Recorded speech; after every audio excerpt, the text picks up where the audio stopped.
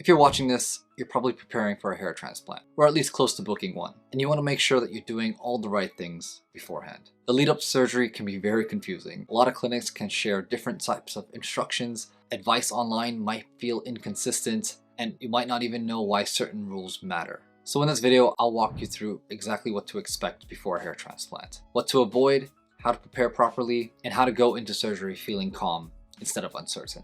Welcome back to the channel, guys. My name is Amit, and if you don't already know, I had not one but 2 hair transplants done in Istanbul, Turkey. The first time around I went, I got 6,000 grafts extracted from my donor area and placed onto my hairline and my mid-scalp, and then I went back for a second time to finish up my crown, which is about 4,000 grafts, and I covered a little bit more on my mid-scalp and my hairline. So my journey of getting my hair transplants was extremely successful because I figured out what I had to do before getting my actual transplant done. So hopefully the tips in this video will help you down the line, especially if you're going for your hair transplants or if you're planning to book one in the near future. I've also put together a free pre-op checklist that lays all of this out clearly for you. Just click the link in the description below for your free download.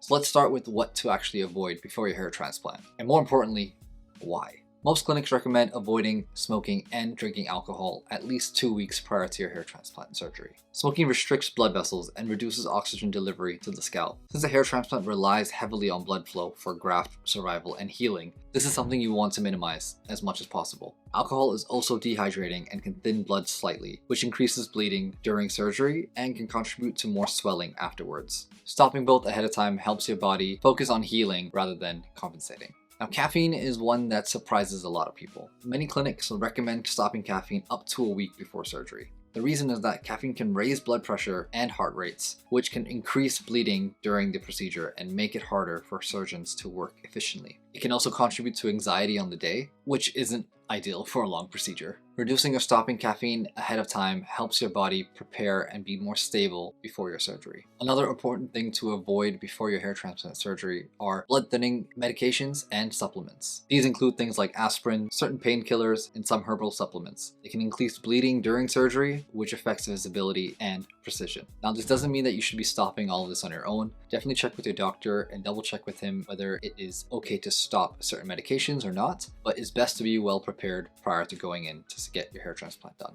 At least 2 days before your surgery, you should definitely avoid going for extremely high intense workouts. Heavy exercise increases blood pressure and inflammation, which can lead to more bleeding and swelling. Reducing salty foods 24 to 48 hours before surgery also helps maintain fluid retention and swelling around the face and scalp. All these steps are about creating a calmer environment for your body prior to getting your hair transplant. If you want more details about all of these little tips, definitely check out the link in the description below so you can pick up your free copy of the checklist yourself.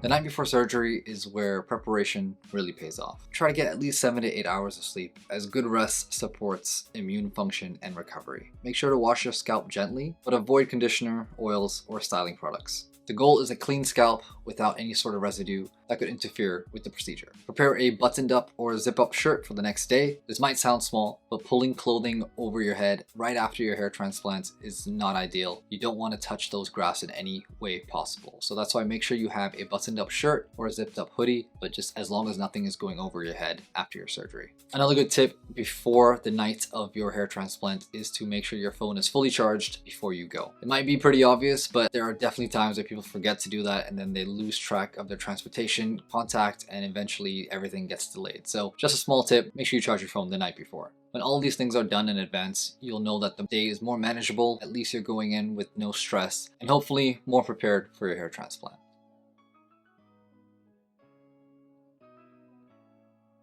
Alright, so now the fun part of the video is what exactly should you be bringing as you go to get your hair transplant done. Now, one of the main things I always recommend to anyone who's ever gone for a hair transplant is to make sure that they have the right neck pillow. Now, a neck pillow will help you sleep for the first 7 days upright, as that is a requirement right after you get your hair transplant in order to avoid the swelling of the anesthesia that's being pumped into your head to trickle down onto the back of your head if you're laying down and sleeping. So that's why the clinics ask you to sit upright to make sure the swelling stays within the same area. of your head. The neck pillow that I always recommend is from Cabot Evolutions. They have been great. They're not sponsored, by the way, at all, but I just really love this pillow and I always recommend it to people. And everyone who's got it says the same thing, that it is extremely useful for them and it helps them sleep really well after a hair transplant. This pillow specifically is great because it has an extra padding at the top, which helps your head not fall back and hit your headboard or your pillow. So I found it very useful. Hopefully it does to you. If you want that, there's a link in the description below as well for it.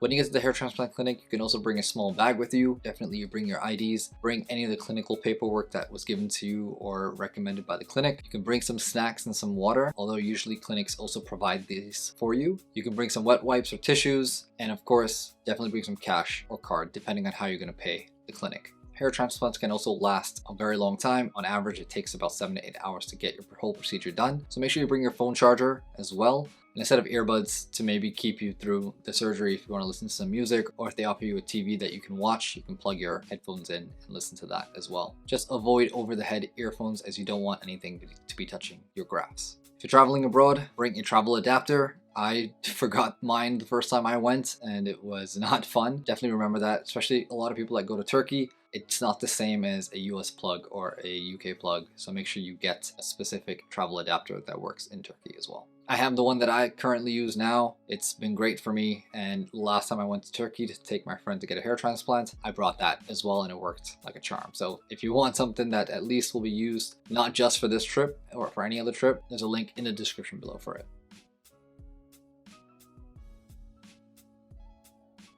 So on the day of the surgery, there's a couple things that you should definitely avoid. First thing is avoiding eating anything heavy or oily. That could disrupt your stomach or how you're feeling prior to the surgery. Have a light breakfast. Don't overeat. Just take it easy on that morning. Definitely stay hydrated on that day. Definitely bring that water bottle with you wherever you can. Make sure you also try to arrive early. Don't be late to your own surgery. That would not be ideal. And wear loose and comfortable clothing. Just as I mentioned earlier, the buttoned up shirt or a zipped up hoodie, something super light and easy to be changing out of. One small but useful tip is to make sure you go to the bathroom before the surgery starts. So like I said, those surgeries can last a while. They usually last about 3 to 4 hours and they'll give you a break. And then after that, you continue on another 3 or 4 hours. So if you have to go to the bathroom, definitely do it before you start the surgery. I know these details may seem minor, but they add up over the time and during that day. It all makes a big difference. So as I mentioned at the beginning of the video, that most of everything I've gone through today is linked in the description below through a free pre-op checklist. Definitely click that link and download your copy today. I've been working really hard on making sure I get you guys the best resources out there. Now, everything in today's video was mostly in that checklist. It's very condensed and very simple, but I have also made a full in-depth guide of how to actually prepare for one, as well as how to recover post your surgery. I've made these guides in hopes to help more and more people out there who are going for hair transplants, or if you've already gotten one. I put a lot of product recommendations in these guides, a lot of useful tips in these guides. So if you're interested, definitely pick them up and hopefully they'll help you out in the future. Also, if you pick up both guides together right now, you get 50% off on the website postgrafts.com. I'm trying to build the best possible hair transplant aftercare and service for everybody out there who's experienced what I've gone through. I have a lot more products coming out very, very soon. I know I've been talking about this for a while, but it is 100% coming out soon. So definitely do consider following me along there and checking out the website and supporting what I'm trying to do here for everybody else out there. And lastly, if you are someone who is going for a hair transplant, or if you were just experiencing some hair loss and you want to have a conversation with me about it, I have a one-on-one hair consultation service that we can have a conversation about anything that's going on with you and your hair. If you have questions about what clinic to go to, or even what questions to ask the doctor, I'm gladly here to help you out. So there's a link in the description below. Check that out as well, and we can have that conversation as soon as you want it. Alright, I think that's it for today's video. I hope you guys have really enjoyed this one. I'm going to start trying to be more productive on adding more and more videos about what to do right after a hair transplant. So that one's coming up next. Thank you again for your support. Do consider liking this video and subscribing to the channel if you haven't already. I'll see you guys in the next one. Peace.